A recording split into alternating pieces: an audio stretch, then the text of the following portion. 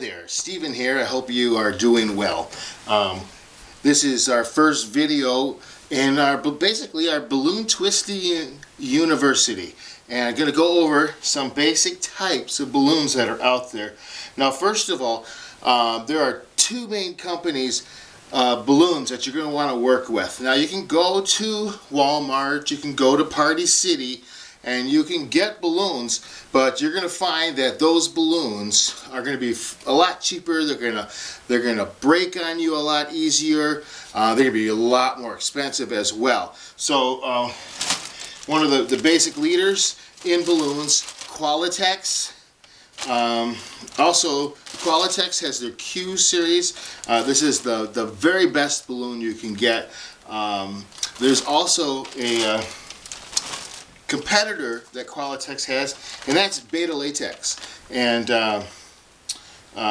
different balloonists will have will give you their take on which one do they like better. Well, what's my opinion? My opinion is, as you would see, I like to work with both. I think you can get different sizes a little bit, a little variation in colors. Now I guess they're coming closer and closer together, where a mocha brown in Qualatex would be the same as a mocha brown in the Beta Latex. But I like to work with both. It all depends on what I'm doing.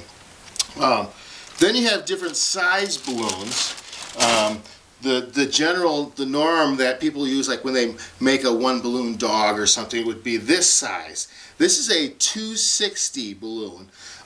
Basically, the 2 stands for 2 inches round. When you blow this up, it's going to be 2 inches round.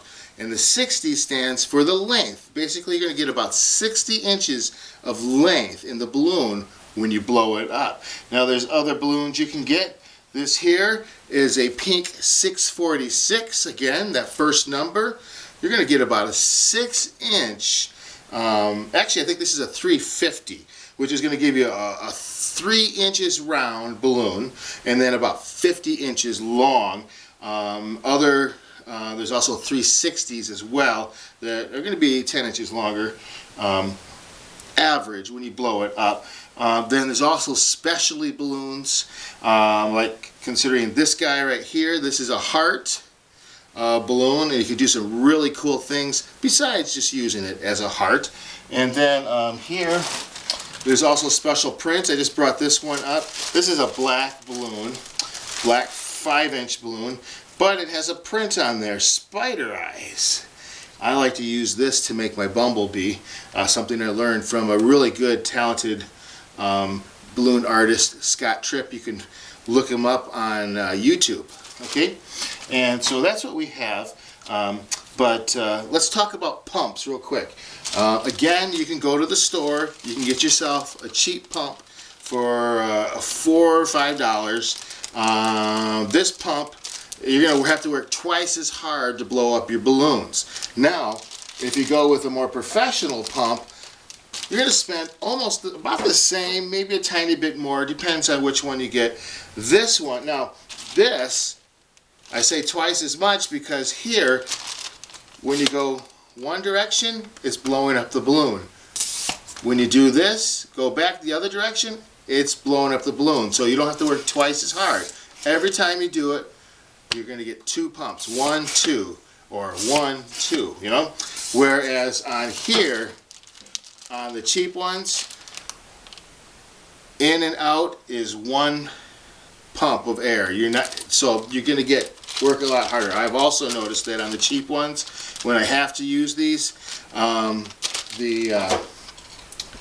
this part breaks real easy on me. I've had this snap off a couple times, or this part, this ring that attaches to the body comes off, and that's again on the cheap ones, not the really nice. This one's made by Qualatex, and I've only bought 2 of these, and they've lasted through a lot, where I would have gone through 3 or 4 of them, depending on how I'm using it. So that's the opening session here, and I'm going to go on to the next video where we're going to learn a couple balloon twists, okay?